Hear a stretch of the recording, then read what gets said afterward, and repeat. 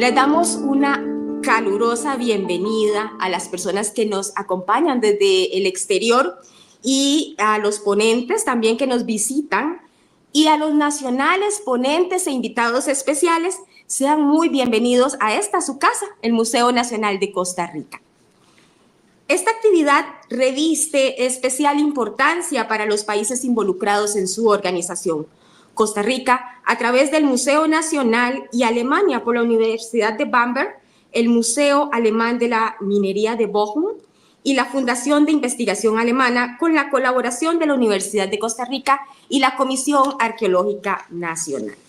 Esta tarde nos acompaña la ministra consejera y encargada de negocios ahí de la Embajada de la República Federal de Alemania, la señora Alexandra Herr, la directora del Museo Nacional de Costa Rica, la señora Ifigenia Quintanilla Jiménez, y el señor Mauricio Murillo Herrera, en representación de la Universidad de Costa Rica y la Comisión Arqueológica Nacional, a quien de inmediato invito para que nos dirija su mensaje.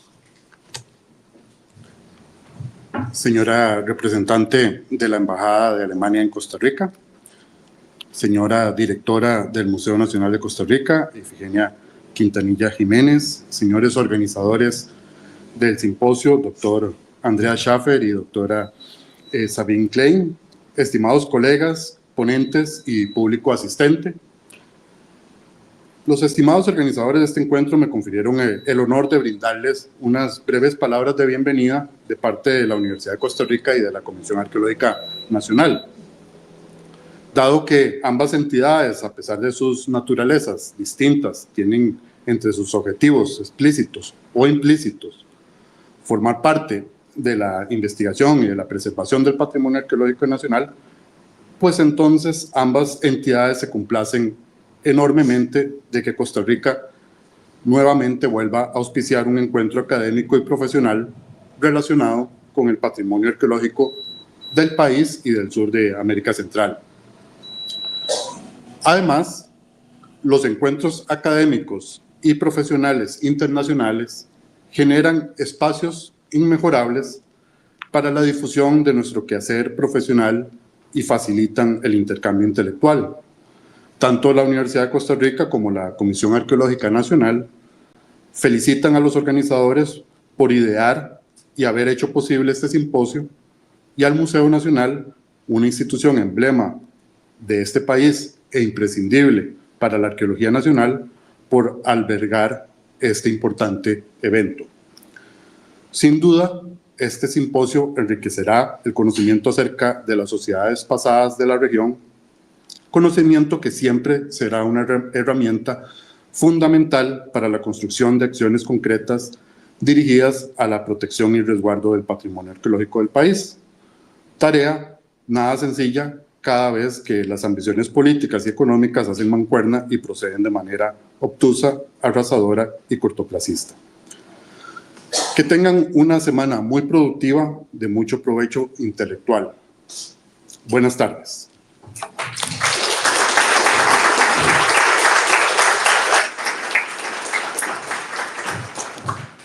Muchísimas gracias, don Mauricio. Quiero saludar muy especialmente a los miembros de la Junta de la Fundación Anastasio Alfaro, quienes nos acompañan esta tarde y cuya colaboración ha sido sumamente importante para la realización de este evento. De seguido, invito a la señora Alexandra Herr, representante de la Embajada de Alemania en Costa Rica, para que nos dé unas palabras.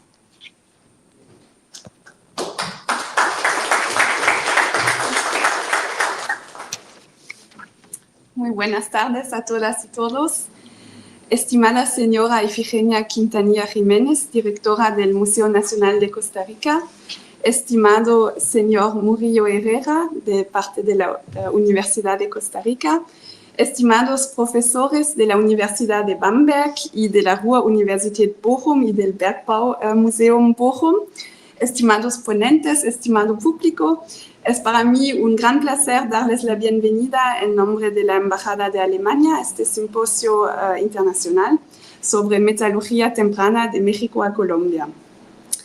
Este simposio es el resultado de un proyecto de investigación conjunto entre el Museo Nacional de Costa Rica, la Universidad de Bamberg y el Museo Alemán de Minería de Bochum. En el curso del proyecto de investigación también se han establecido intensos vínculos con otras personas y socios costarricenses expertas en arqueología y geología, por ejemplo, de la Universidad de Costa Rica, como ya escuchamos. Por parte de Alemania, la financiación de este proyecto corrió a cargo de la Fundación Alemana de Investigación, DFG, y yo pensé por un periodo de 3 años, pero escuché que ya hace desde 2014 que hay vínculos con Costa Rica y que este proyecto está en preparación. Y en el transcurso del proyecto, la cooperación con el Museo Nacional de Costa Rica se ha ampliado significativamente.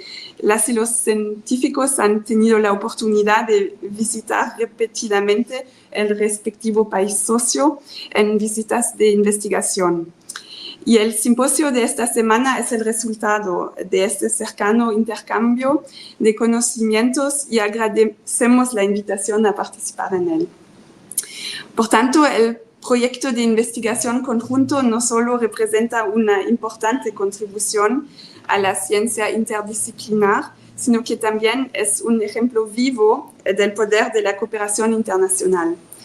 Sé, por lo que me han contado los científicos y profesores de Alemania, que aprecian y agradecen enormemente la estrecha y confiada colaboración con sus contrapartes costarricenses. Y me gustaría unirme a ellos para expresar esta gratitud y honrar la gran cooperación.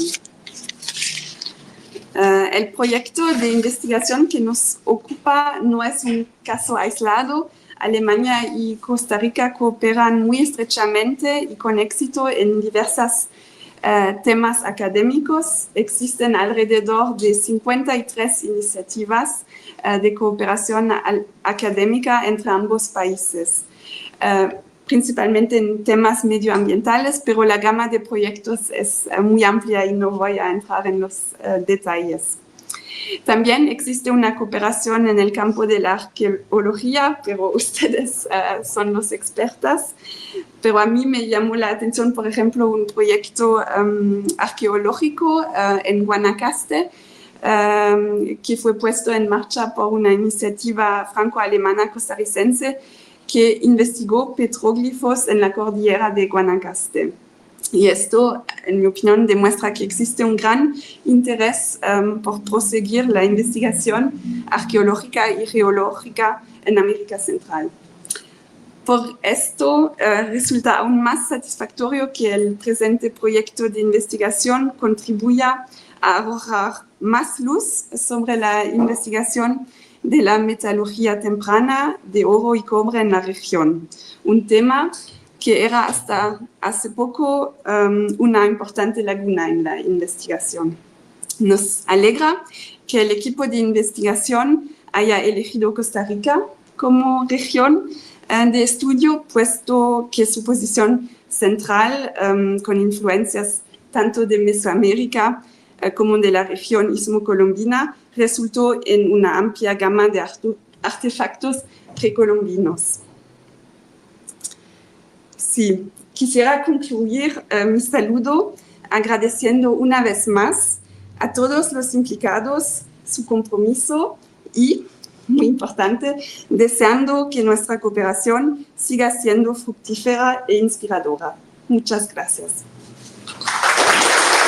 Damos la apertura de este primer simposio internacional de metalurgia con la conferencia magistral El contexto y la importancia de los estudios de la metalurgia precolombina en Costa Rica, a cargo de la arqueóloga y directora del Museo Nacional de Costa Rica, la señora Ifigenia Quintanilla Jiménez.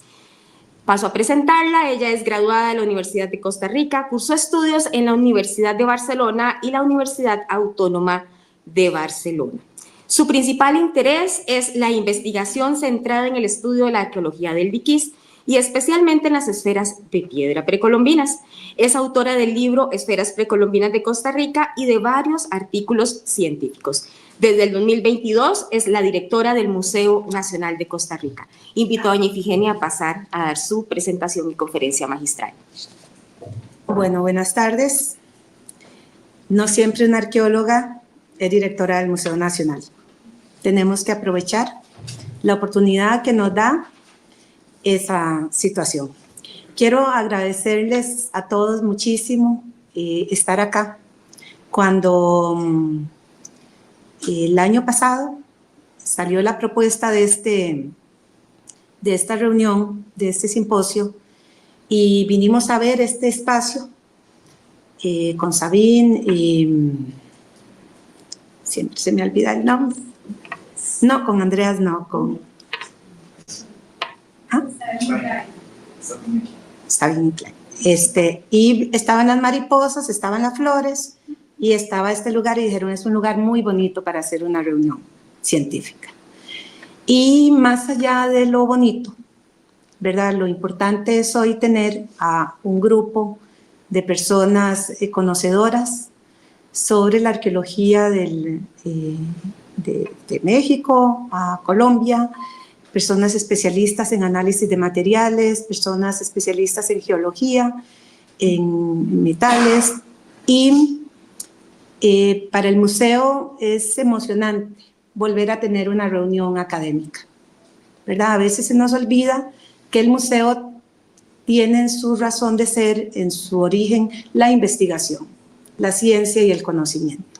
Entonces yo les quiero dar la bienvenida, quiero agradecerle a Andreas, a Sabine, por todo el trabajo realizado y quiero agradecer, antes de dar mi presentación, un agradecimiento al equipo del Museo Nacional, al equipo del Departamento de Proyección Museológica, con la jefatura de, allá está, Adriana, tengo lagunas mentales, auxilio. Adriana, con Wendy, con Maribel, con Eduardo, con Vivian, con todo el equipo que junto con el Departamento de Antropología e Historia, con Gretel, Francisco, han estado colaborando, y también con el Departamento del Área de Servicios Generales, con Carlos Hernández, con Yasmín, con todo un equipo de personas que han estado trabajando arduamente para realizar esta actividad en estos 3 días. Entonces yo quiero agradecerles el gran trabajo, ha sido un trabajo intenso, quiero agradecerle a la Fundación del Museo, a la Fundación Anastasio Alfaro, por ayudar a administrar los fondos que aportaron para cubrir los gastos de esta actividad. Probablemente hay otras personas que han colaborado, a todas les quiero agradecer. No mencioné a Iván, ahora que lo veo allá, dije Gretel, Francisco, Iván, ¿verdad? Quiero agradecerles por todo este trabajo que ha sido un trabajo muy, muy, muy grande. Entonces, tengo un compromiso muy grande porque me dicen que tengo que dar una conferencia magistral. Cuando uno está con un puesto de dirección, es muy difícil pensar académicamente y científicamente, porque las preocupaciones van por otros lugares. Sin embargo, hay algo de mí como arqueóloga, de tiempos pasados, donde estaba pensando más en estos temas, entonces voy a tratar de compartir una breve presentación. Hay algo muy importante, ¿verdad? Es que el Museo Nacional de Costa Rica fue creado en 1887. Estamos celebrando, vamos a celebrar en mayo, 138 años, si no me equivoco. Sí, 138. Y el Museo Nacional de Costa Rica es una institución muy importante en la historia de este país por ser la institución que ha resguardado el patrimonio arqueológico y ha sido la institución que desde su fundación guardó los primeros objetos de metal precolombinos. Guardó y los tiene guardados todavía. El Museo Nacional también es la institución depositaria de todo el patrimonio nacional arqueológico. Y eso es muy importante porque nos pone en deuda con los investigadores, porque nosotros somos los que tenemos los objetos, porque nosotros como Museo Nacional resguardamos la documentación de los sitios arqueológicos, junto con la Comisión Arqueológica guardamos los archivos y la memoria de la arqueología de Costa Rica. Y hay algo muy importante que no aparece, no es evidente, pero es que este año y el año pasado el Departamento de Antropología e Historia del Museo Nacional celebra 50 años de su creación. Y este evento es parte de los 50 años de la arqueología científica en Costa Rica y de la arqueología científica en el Museo Nacional. Con la creación del Departamento de Antropología e Historia, la arqueología de Costa Rica cambia. Dejamos atrás el coleccionismo, dejamos atrás una serie de prácticas y con la llegada de muchísimos investigadores, Michael Snarsky, Fred Lange, luego vinieron otros, aquí está John, no es tan viejo, pero más o menos, ¿verdad? Hay otros arqueólogos, ¿verdad? Que hace 50 años, 40 años ya estaban haciendo investigación regional con las cronologías, con los estudios de los procesos sociales, culturales, que fue el gran cambio a partir de los cambios en la arqueología y a partir de los cambios también institucionales. En 1982 tenemos una ley de patrimonio arqueológico que cambia también las reglas del patrimonio en Costa Rica, y este evento académico es una manera de celebrar que el Museo Nacional dio pasos muy importantes hace 50 años, luego el país hace 42 años con la Ley de Patrimonio Arqueológico, la Ley 6703, y que eso ha marcado un camino importante. Entonces, hay algo muy relevante, ¿verdad? Es que la metalurgia, los objetos de metal en Costa Rica fueron las grandes víctimas del saqueo y el tráfico ilícito. Y yo un poco voy a hablar sobre esto.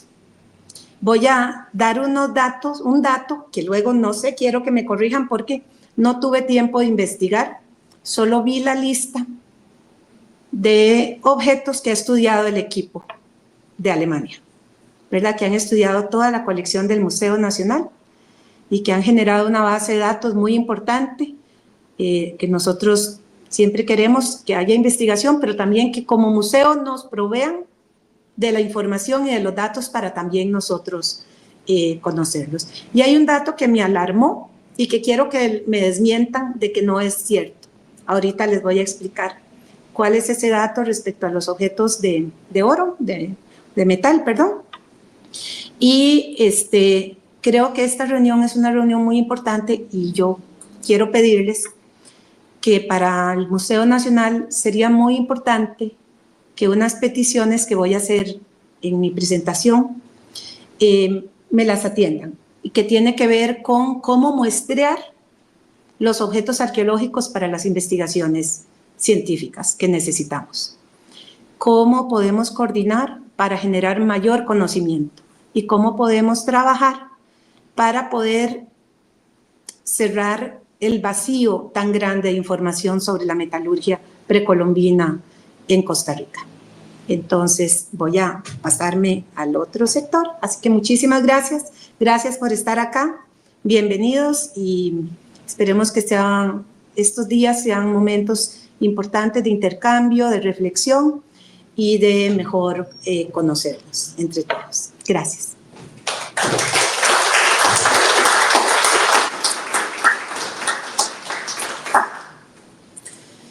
Bueno, yo quería que esta fuera una presentación muy erudita, pero no tengo citas bibliográficas, no tengo las revisiones de las últimas tendencias teóricas en la metalurgia. Básicamente voy a hacerles una presentación sobre elementos que son generales, que quizás son muy obvios, pero que son muy importantes recordar. Voy a enfocarme en Costa Rica porque es lo que podía cubrir en este momento. Y lo importante y la idea de esta presentación básicamente es reflexionar sobre la situación de la metalurgia, de los objetos de metal precolombinos y cómo las prácticas de saqueo, de tráfico ilícito y los vacíos en la investigación nos han llevado a un estado donde necesitamos trabajar más. Y en ese sentido recupero, ¿verdad?, el gran valor del proyecto que vienen desarrollando las universidades de Alemania, ¿verdad?, el trabajo que han venido, el trabajo de equipo, ¿verdad?, porque nos están permitiendo poder llenar esos vacíos de conocimiento. No, algo muy importante como les decía, es que los objetos de oro, cobre o la aleación de estos están muy presentes desde la creación del Museo Nacional en 1887. Este tipo de objetos, junto con jades o piedras verdes en general, metates, vasijas policromadas o de finos acabados y otros bienes de piedra o hueso, fueron ampliamente saqueados a lo largo de los siglos XIX y XX. Costa Rica era un proveedor de bienes de tráfico ilícito, pero eran cientos, sino miles de objetos. Salían de saqueos en distintas partes del país y habían personas dedicadas sistemáticamente a buscar cementerios para encontrar objetos valiosos que pudieran vender, que pudieran introducir en las redes de tráfico o alimentando colecciones privadas o de museos en distintas partes del mundo. El saqueo indiscriminado y el tráfico ilícito provocaron la destrucción de infinidad de contextos arqueológicos en los que estaban presentes objetos de metal junto con otras producciones de piedra, arcilla y otros materiales. Esto provocó la pérdida irrecuperable de información que hoy día representa una seria limitación para el conocimiento de los procesos de producción, las tecnologías, el uso social, los cambios a través del tiempo, las redes de intercambio y la circulación de los objetos de metal y de otros bienes asociados. Por otra parte, el enfoque estético y los análisis simbólicos y de representaciones basadas en objetos sin contexto, enmarcadas en colecciones formadas a partir del tráfico ilícito, han dominado el discurso público y las narrativas interpretativas. El valor estético, la belleza o el buen estado de conservación han configurado la mirada y los criterios de valor de estos objetos. Entonces, mi propuesta, ¿verdad?, y es en la que ya vienen trabajando, es que es necesario abrir nuevos caminos interpretativos a través de nuevas preguntas de investigación, del uso de la ciencia de los materiales y del trabajo interdisciplinario para superar estos enfoques. Hay algo muy relevante en la metalurgia de Costa Rica, en la metalurgia precolombina, que no vamos a hablar aquí de Costa Rica como puente biológico, puente cultural, como se presentaba en el viejo modelo interpretativo de los años 70 y 80, pero sí somos un territorio que está en una posición intermedia entre varias tradiciones culturales, artísticas, tecnológicas, del oro, del jade o piedras verdes y de otros bienes preciosos. Esta posición determina una serie de elementos, ¿verdad?, que hacen muy interesante la arqueología y el estudio de estos elementos en Costa Rica. Otro elemento relevante es que somos parte de una provincia metalúrgica más amplia que abarca Colombia, Panamá y Costa Rica, donde se desarrollaron estilos propios. Cuando yo daba la clase de América precolombina en Barcelona, cuando fui profesora allá, a los estudiantes de España les costaba mucho entender la metalurgia de América, ¿verdad? La metalurgia en América es uno de los hechos históricos más singulares y extraños, porque es una metalurgia enfocada a adornos, enfocada a generar una serie de elementos de gran contenido simbólico. No estamos hablando de herramientas, no estamos hablando de otros elementos que en Europa hasta fueron elementos para definir el cambio de las edades y los desarrollos sociales, ¿verdad? En América podemos tener grandes urbes como Teotihuacán, 200.000, 300.000 personas en su momento, sin metalurgia. Eso es inexplicable, eso es extraño para alguien, o sociedades estatales, casi del corte imperial, donde tampoco había metalurgia. Esto nos ubica como continente en una posición muy interesante, donde desde la zona andina, donde se hacen las primeras producciones metalúrgicas, luego también en Norteamérica, pero en a Costa Rica llega relativamente tarde y de manera muy lenta los objetos de metal, ¿verdad? Llega alrededor del 300 después de Cristo, llegan una serie de bienes como intercambio, de producción foránea. Sin embargo, algo sucede, y es parte de las grandes preguntas, a partir del 700, 800 después de Cristo, específicamente o especialmente en el Pacífico Sur, donde coincidentemente también hay abundantes depósitos de oro en forma de placer, al parecer también hay depósitos de cobre, ¿verdad? Donde se desarrolla una metalurgia propia, con estilos propios, ¿verdad? A veces vemos esto, hablamos de los estilos, a veces hablamos de lo local, y se nos olvida algo muy importante, ¿verdad? Es cómo las poblaciones humanas adoptan la tecnología, adoptan el conocimiento, aprenden a conocer el territorio y generan una producción propia y a la vez generan nuevas actividades económicas, ¿verdad? Porque a veces nos quedamos en el estilo, en el simbolismo y no pensamos en los procesos de producción de estos objetos y las repercusiones que tuvieron socialmente. Algo importante, ¿verdad? Es que, y aquí es donde yo quiero que me corrija, porque yo quiero estar equivocada. Buscando los datos, yo encontré, no puedo poner los datos porque no son míos, es que a la fecha únicamente contamos con datos de 40 objetos de metal excavados de manera controlada o científica en Costa Rica, y básicamente del Pacífico Norte y del área central. Del Pacífico Sur solo tenemos 2 pequeños fragmentos, uno en finca 6 y otro en finca 4. ¿Estoy equivocada? Solo 40 objetos en 50 años de investigación científica. La colección del Museo del Oro del Banco Central, que es la más grande de Costa Rica, son cerca de 2.300 objetos. El Museo del Jade creo que tiene, no sé cuántos, Cleria, 50, 60 objetos de oro. Nosotros tenemos 764. Objetos en orígenes en la base dice que son más simples, pero no hemos ubicado esos objetos. Entonces no sabemos si están aplicándolo bien. Y son 40, más o menos 40. 41. Entonces, esto es muy importante porque no podemos cambiar la información y las interpretaciones si no tenemos contextos, si no tenemos objetos. Porque prácticamente lo que está en las colecciones son objetos sin datos de contexto.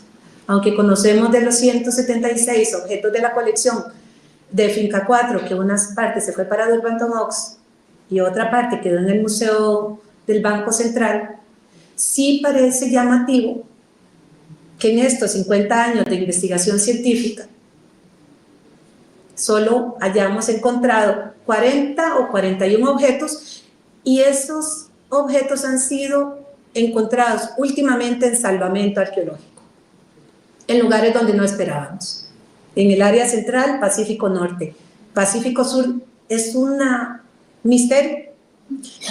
El Caribe es otro misterio, aunque sabemos que en la colección de Minor Keith hay, pero sí esto yo creo que es muy importante y nos tiene que llevar a la reflexión. No sé si esto es lo mismo para Colombia, en Panamá no, en Panamá ustedes han visto todos los grandes hallazgos del sitio El Caño, no, sitio Conte, ¿verdad? Donde hay contextos íntegros espectaculares. Bueno, no sé, Nicaragua, El Salvador, el resto de países, pero esta es la realidad de Costa Rica. Y esto es muy importante porque no podemos cambiar la manera de interpretar si no tenemos datos, nuevos datos de contexto, y si no tenemos estudios a partir de los materiales de contexto. La otra cosa es la gran afectación por el saqueo y la pérdida de contexto arqueológico.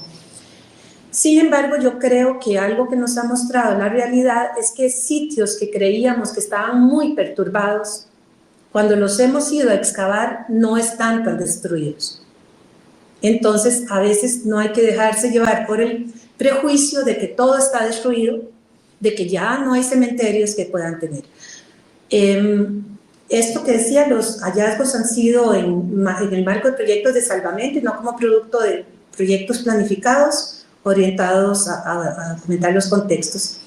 Y algo muy llamativo es la ausencia casi total de datos de contexto del Pacífico Sur, que de manera contrastante, ¿verdad?, representa el lugar de origen de más del 90 o quizá 95% de los objetos de metal saqueados en el país y en colecciones de museos nacionales o internacionales.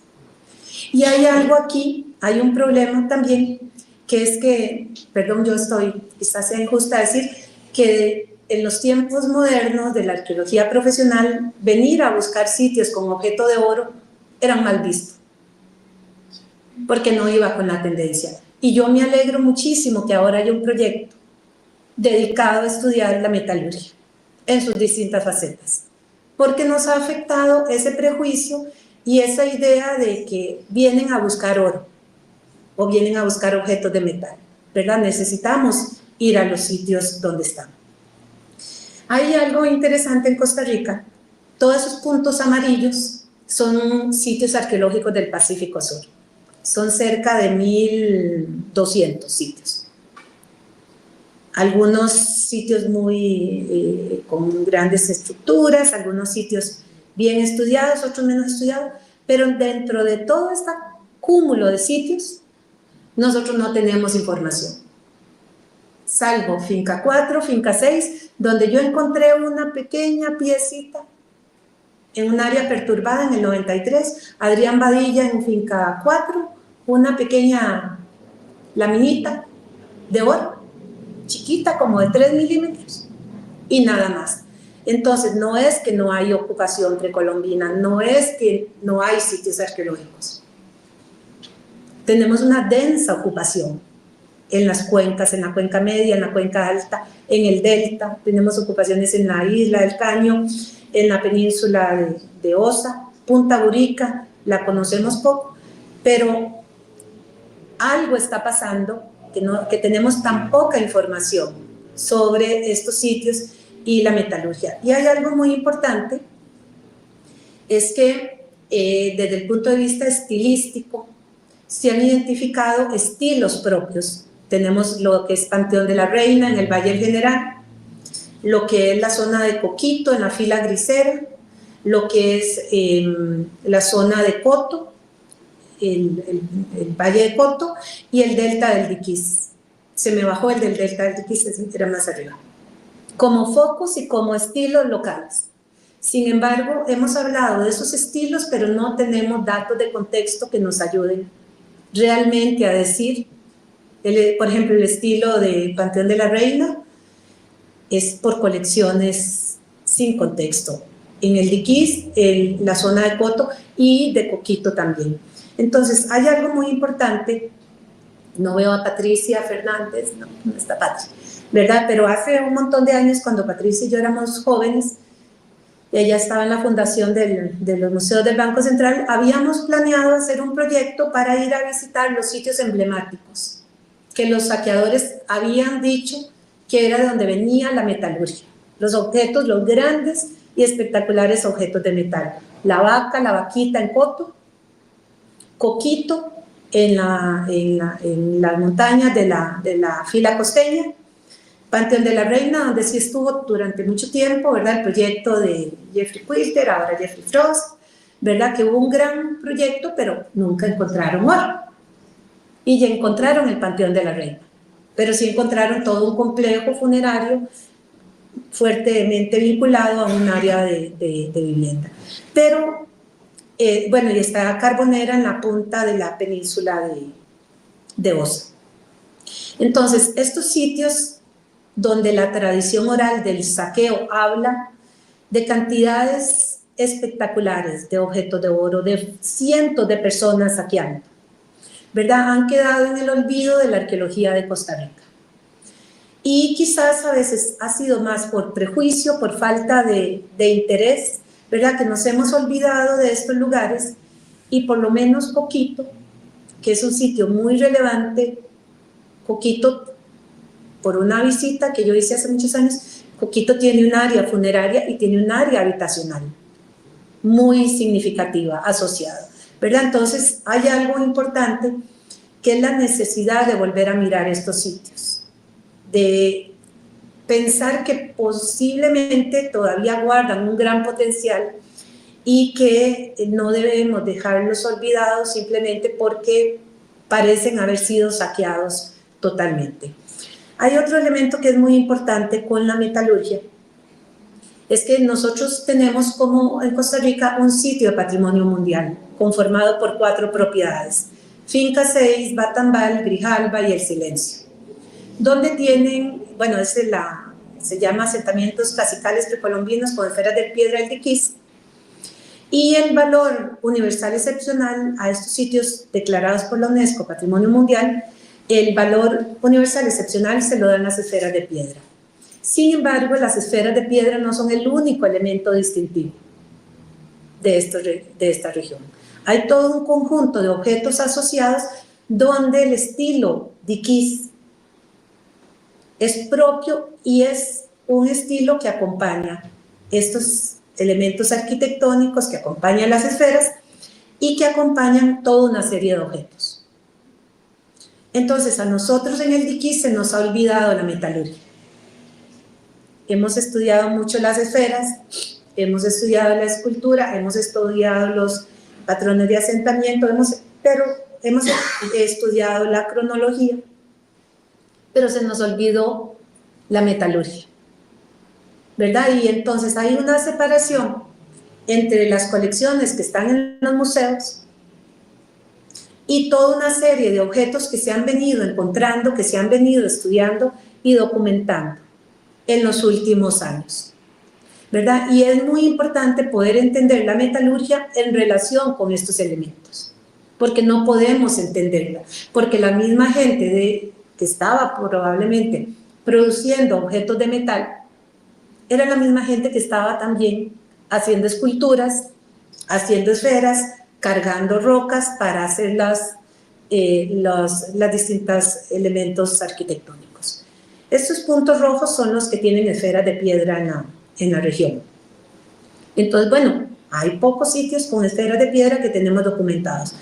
Con las esferas hemos logrado saber muchas más cosas y gracias a lo que hemos estudiado, logramos también justificar y argumentar que eso tenía un valor universal excepcional y que tenía el valor para ser declarado Patrimonio de la Humanidad. Sin embargo, sigue faltando en la región este elemento fundamental y extraordinario como es la metalurgia del Diquís, y esa metalurgia interactuando con los otros estilos, con los otros pueblos, los otros asentamientos en la misma región. Bueno, hay algo importante, esto ya se ha documentado, ¿verdad?, que el delta del Diquís constituyó un foco local de producción metalúrgica en el sur de Centroamérica, y hay una relación directa entre las comunidades que hicieron, transportaron y usaron las esferas y quienes desarrollaron el estilo metalúrgico Diquís y otros elementos como las águilas que llaman el estilo internacional, otros elementos que circulaban. Algo importante, y creo que lo van a hablar en alguna de las ponencias, creo que Francisco y Adrián, ¿verdad?, de que esto es una producción local para consumo local. Estos son objetos con un estilo propio que no circulan. Se producen para la misma comunidad, igual que la escultura en piedra es producción local para consumo local, igual que las esferas de piedra. Entonces, para poder entender también todos estos estilos, estos elementos únicos y especiales, tenemos que entender también toda la dinámica social. Tenemos que entender cómo interactúan estos objetos, ¿verdad?, en un sentido de escultura pública, objetos de uso individual. ¿Quiénes usan los objetos de metal y en qué espacio los están usando? Cuando interactúan, cómo toda esta cultura material, muy rica, muy diversa, conforma una unidad que define estas poblaciones en esta parte de Costa Rica. Entonces, hay una serie de elementos importantes.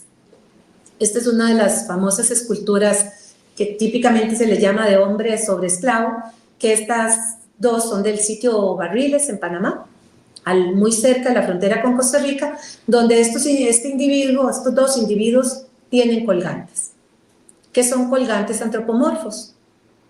Y alguien dice, bueno, posiblemente son de metal, ¿verdad? Entonces, algo muy importante que está en la discusión, y que supongo que es tema de este simposio, es la cronología ¿verdad? El inicio de la metalurgia como producción local en el caso de Costa Rica.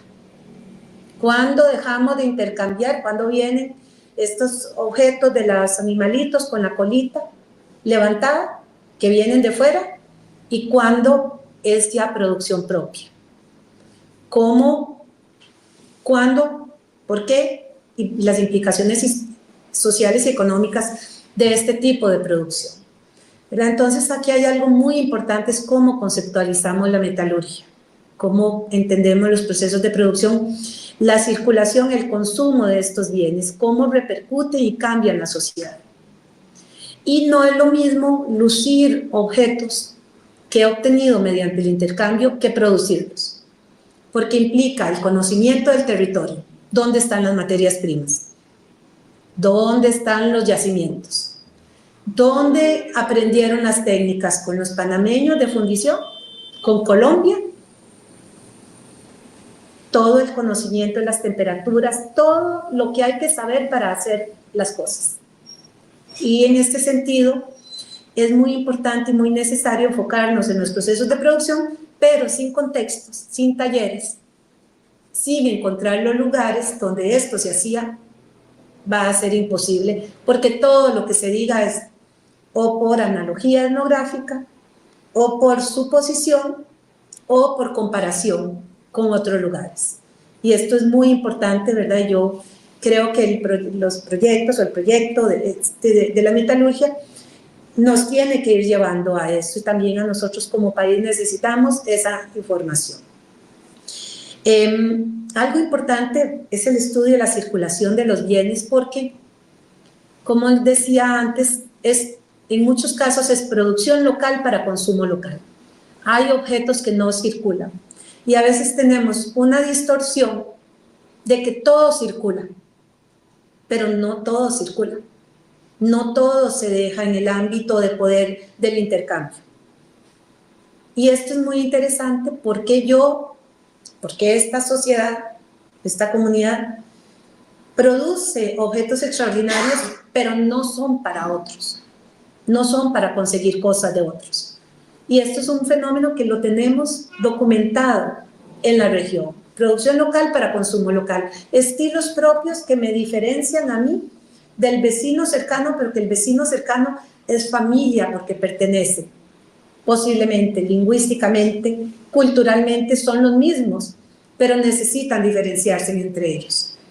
Son tan parecidos que tienen que ser diferentes. Y todos estos objetos de alto contenido simbólico cumplen ese papel.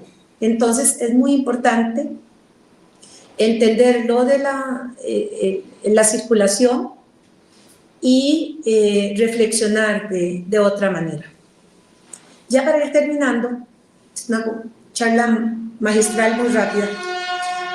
Esto es muy importante y desde el Museo Nacional yo se los quiero comunicar.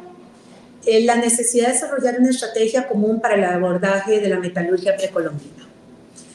Hay algo importante que es impulsar de manera decidida nuevas investigaciones, especialmente en sitios conocidos en la literatura y que se repiten en las colecciones. Era lo que les decía al principio, necesitamos ir a ver esos sitios. No podemos olvidar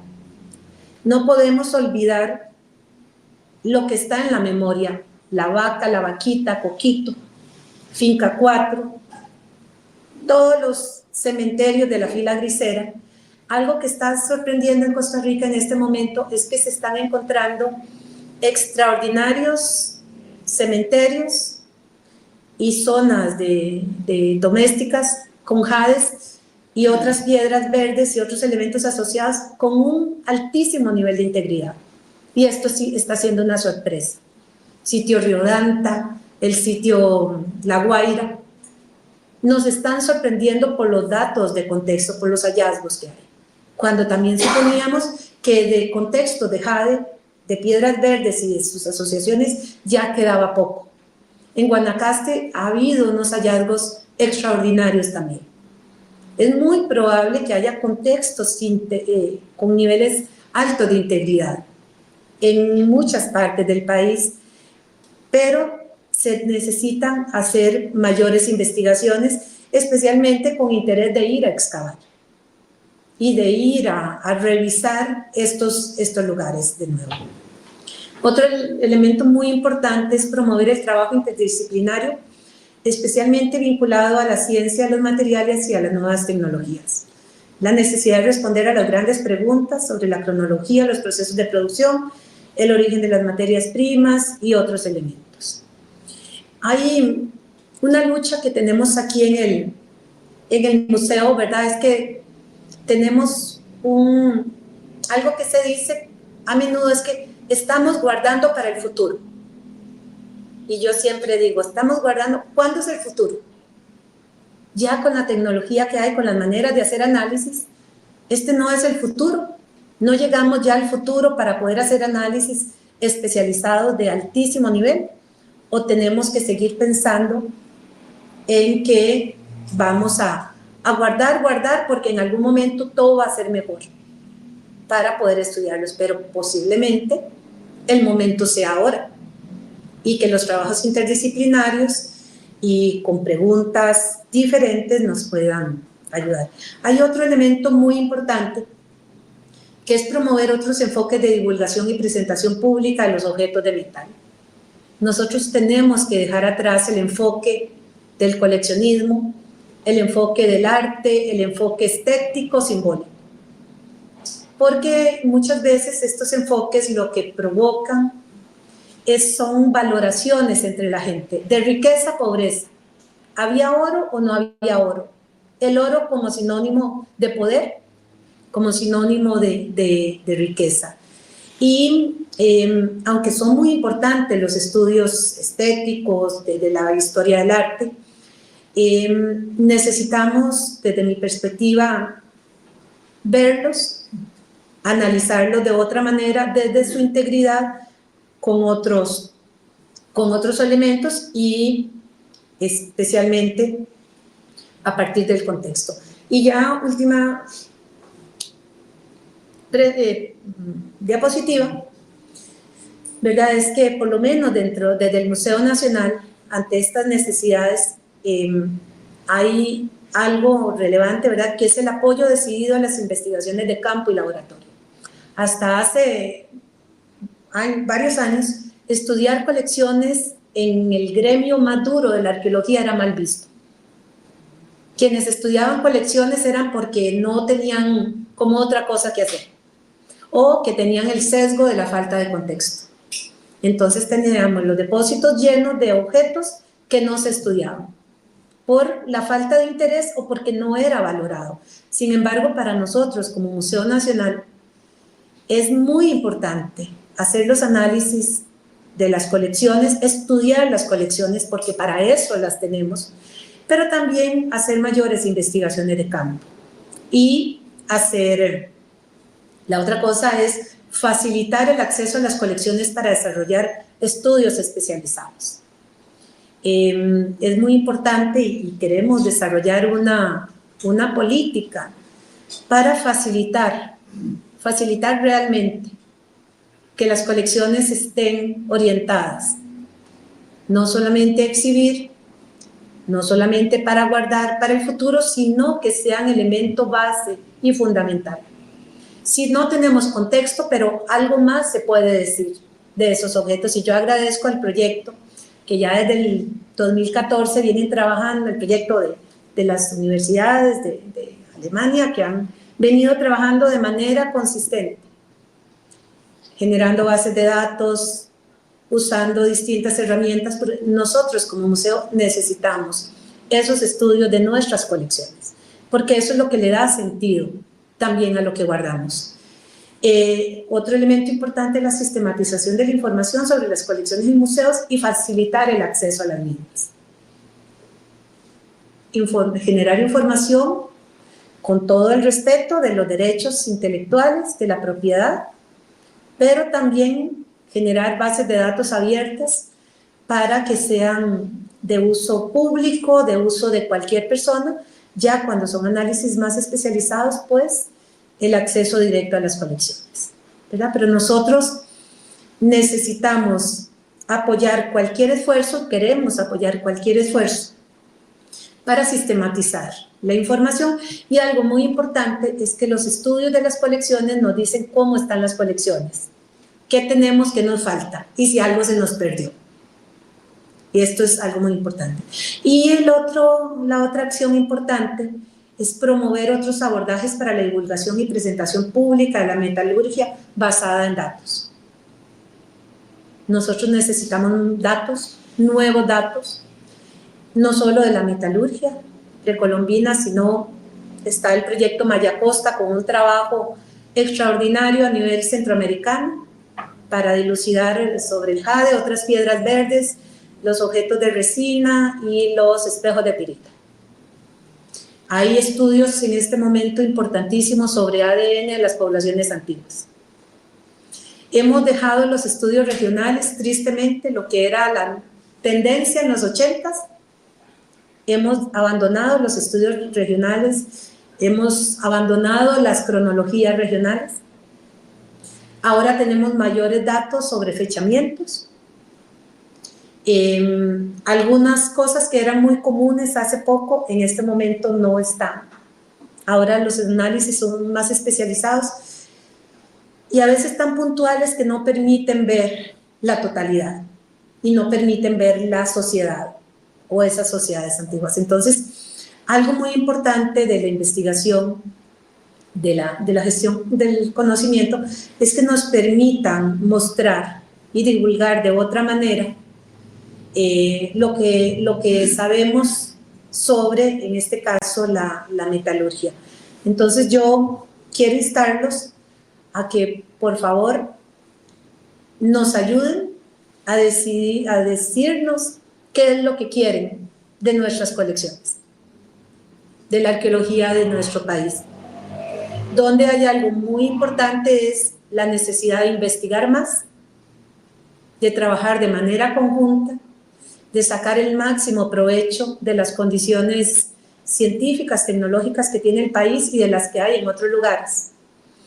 Porque han pasado 50 años, tenemos 41 objetos en contexto nada más, y la narrativa, los discursos han cambiado poco, desde los años 80. Quizás ahora no hablamos del modelo difusionista, de otro momento, pero está ahí latente a veces, ¿verdad? Entonces es muy importante generar nuevos conocimientos, nuevas maneras de abordar la investigación para tener mayor contenido y para poder cambiar la manera de entender el pasado también.